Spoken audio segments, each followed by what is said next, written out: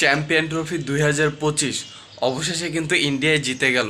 মানে আমার কিন্তু রোহিত শর্মার বলা সেই কথাটা মনে পড়ছে যে তারা কিন্তু চ্যাম্পিয়ন ট্রফির আগে একটা প্রমোশনাল অ্যাড করেছিল, যেখানে তাদেরকে বলা হচ্ছিল যে কংগ্রাচুলেশন টু 2024 টি-20 চ্যাম্পিয়ন। কিন্তু তারা বলতেছিল যে কিসের চ্যাম্পিয়ন, আমরা তো কোনো চ্যাম্পিয়ন হয়নি। তো তারা এটা মনেই করতে পারতেছিল না। এরপর তারা বলল যে আমাদেরকে বলতে হবে যে আমরা 2024 সালে টি-20 ওয়ার্ল্ড কাপটা জিতেছিলাম, তাহলে জিতার ক্ষুধাটা আরও বাড়বে এবং এরপরে কিন্তু আমরা চ্যাম্পিয়ন ট্রফি জিততে পারবো। এবং রোহিত শর্মারা কিন্তু সেটা করে দেখিয়েছে। এবং আমি যদি বলি ইন্ডিয়ার এখানে জেতার পিছনে তিনটা কারণ আছে। প্রথমত হলো তারা কিন্তু একই জায়গায় কিন্তু তারা খেলছে, মানে তাদের কোনো জার্নি নাই, এটা তাদের অ্যাডভান্টেজ বলতে পারেন, তারা ওই এক জায়গায় খেলছে। দ্বিতীয়ত হলো, এবং আপনি যদি দেখেন এখানে কিন্তু প্রত্যেকটা ম্যাচে কিন্তু ইন্ডিয়া সেকেন্ডে ব্যাটিং করেছে। আমি বুঝলাম না তারা কি প্রত্যেকটাই টসে জিতে সেকেন্ড ব্যাটিং নিয়েছে নাকি এটা মিরাক্কেল হয়ে গেল।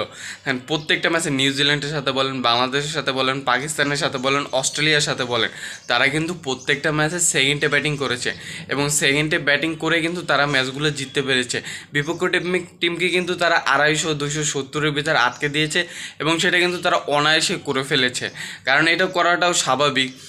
দুবাইয়ের মতো মাঠে এটা 200-300+ রান না হলে কিন্তু কোনো টিম জিততে পারবে না।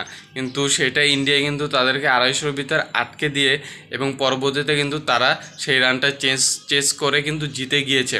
এবং আপনি যদি দেখেন এটা লাকেরও একটা ব্যাপার আছে, নিউজিল্যান্ডের কিন্তু সেই লাকটা নেই, তারা কিন্তু বারবারই কিন্তু ইন্ডিয়ার সাথে হেরেই যাচ্ছেন। যদিও কিন্তু আপনি একটা কথা আমার মনে পড়ছে যে 2024 সালে কিন্তু টেস্ট চ্যাম্পিয়নশিপে কিন্তু এই নিউজিল্যান্ডে কিন্তু ইন্ডিয়াকে ফাইনাল থেকে বের করে দিয়েছে। কারণ 3টা ম্যাচ যেইভাবে নিউজিল্যান্ড ইন্ডিয়ার সাথে জিতেছে সেটা কিন্তু আসলে অসাধারণ ছিল এবং সেই ক্ষোভটাই হয়তো বা নিউজিল্যান্ডকে আবার ফিরিয়ে দিয়েছে ইন্ডিয়ান বাহিনীরা। এবং রোহিত শর্মার ব্যাটিং কিন্তু অন্য লেভেলে ছিল। রোহিত শর্মা একটা কথা বলেছিল যে আমি ফার্স্টের দিক দিয়ে মানে মারকুটে ব্যাটিং খেলি, যাতে আমার পরবর্তীতে যারা আসবে পরবর্তী ব্যাটিং লাইন আপ তারা যেন একটু উইকেটে একটু নিজেদেরকে বজায় রাখতে পারে এবং নিজেদেরকে সেট করতে পারে। এবং সেটা কিন্তু রোহিত শর্মা করে দিয়ে গিয়েছে। তিনি ফার্স্টের দিক দিয়ে দুর্দান্ত একটা ইনিংস খেলেছে এবং পরবর্তীতে যে ব্যাটসম্যানগুলো এসেছে তারা কিন্তু উইকেটে সেট হয়ে এরপর খেলতে পেরেছে। যদিও সবার একটা সম্ভাবনা ছিল বিরাট আজকেও সেঞ্চুরি করবে, তো বিরাট আজকে সেঞ্চুরি করতে পারেনি।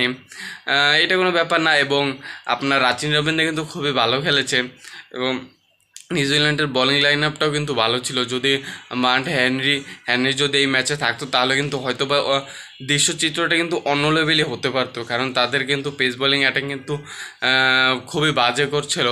যদিও কিন্তু সেন্টার জেমিসনরা দিয়ে বল করায়নি, তিনিও কিন্তু ভালো করেছিল। হয়তো বা আরেকটু যদি ব্রেন খাটাতো তাহলে কিন্তু কিছু হতো। এটা এখন আমরা ম্যাচ শেষে অনেক কিছু বলতে পারি, কিন্তু সেটা কোনো কাজে আসবে না, যেহেতু বুদ্ধি থাকলেই হয় না, সঠিক জায়গায় কাজে লাগাতে হয়। তো কংগ্রাচুলেশন ইন্ডিয়ান টিমকে হোয়াইট জ্যাকেটটি নিজেদের করে নেওয়ার জন্য।